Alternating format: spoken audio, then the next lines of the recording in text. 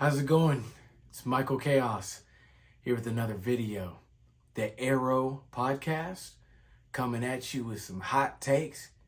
Yeah, that by the way, like, subscribe, and hit that notification button. Please help your boy out, you know what I'm saying? So I can help you out. So I can hit you with this good Chiefs news. Today we're here with another video. I want to talk about chiefsaholic. We'll get into that. If you're a Chiefs fan, you know exactly who I'm talking about, the Wolf guy. And I want to talk about, what do you guys think the Chiefs are going to do with the round 1 and round 2 picks? Are we going to go with tackle, defensive end, which everybody thinks we're going to do? Or are we going to do what everyone thinks we're not going to do, which we do in every single draft? Let's jump right into it. Red and gold, red and gold, red and gold, red and gold. Yeah, we running out of time. 1-5, catch me in the end zone. Yeah, we running out of time. 1-5, catch me in the end zone.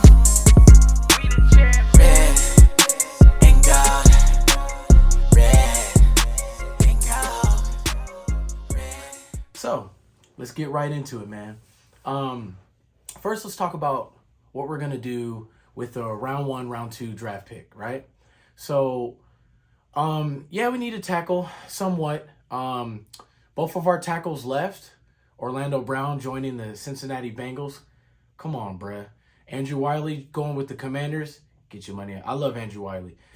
Joining the Commanders with Eric Bieniemy, our former offensive coordinator, now Commanders' current offensive coordinator. So you can say that's somewhat of a need. By the way, we do have Lucas Niang, that is predominantly a right tackle, who I don't think is a downgrade at all from Andrew Wiley. I think he maybe he could be better. I know he's not worse. That's, for sure. So there has been some injuries. So it's a little, it gets a little complex there. So, a lot of people say that we need a tackle. We need a defensive end, even though we signed Minahu from the 49ers. He was a rotational defensive end for the 49ers. Had some pretty solid numbers, some pretty solid starts. Obviously, we have George Karlaftis coming back. So that's not necessarily a huge need. We could always plug some veterans there. So I'll jump right into it. I'll tell you what I think is going to happen. I think we are going to pick the best available player at that position in that round. Meaning, we don't necessarily have to pick tackle or defensive end, man. We can go receiver, which we somewhat need. We could go safety. We could go corner. If that's the best player, we're in a position, which I think Veach is a genius for. We're actually in a position, I believe, that we can take the best available player. You know what I'm saying? So I don't think that we need to rush and say, oh, we need this, oh, we need that, I don't think we have to necessarily do that. Now, off subject, let's go ahead and talk about chiefsaholic. So for those of you that follow the Chiefs, and if you're Chiefs Kingdom, you know exactly who I'm talking about. It's the Wolf guy. If you Google Chiefs, I'm sure he's going to pop up all over the place. This is a guy that Chiefs Kingdom, was very curious about. He was hilarious. He dressed up in a wolf suit, and he was funny, very funny. He was all over the place. We wondered how, why, when, what, where. How is he getting the money to, be at all these these Chiefs events and these games every single time? And he went dark. This was around during the Texans game, which we went into overtime, which was a nail-biting game. This was around that time. I believe it was week 11, something like that. And he went dark. Everybody was like, whoa, where's chiefsaholic? Next thing you know, this guy got caught robbing banks. Yeah, this guy got caught robbing banks, bro. You know what I mean? So, yeah. So, yeah, he got caught robbing banks. And everybody was like, wow. So it was pretty funny. We also were kind of like, oh, that's how.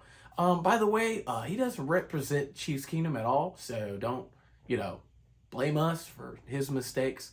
By the way, the reason why I'm speaking about him right now is because apparently he was supposed to show up for court, and he didn't, and he tore his ankle bracelet off, and he is now currently on the run. Who let him go? I don't know. How did he make bond? I don't know. Apparently he had some money saved up. But yeah, pretty funny story, man. By the way, if you are a Chiefs fan, and if you are with Chiefs Kingdom, you would be aware that when he went to jail, we didn't lose. So, I mean, I believe so. I know he lost to the Bengals late, but I believe that was after. I believe he went to jail afterwards. So, I believe he just might be good luck while he's in jail. I know it's kind of messed up, but I mean, it's just like, hey, chiefsaholic, you're a funny guy, but if you go to jail, we might just win another Super Bowl.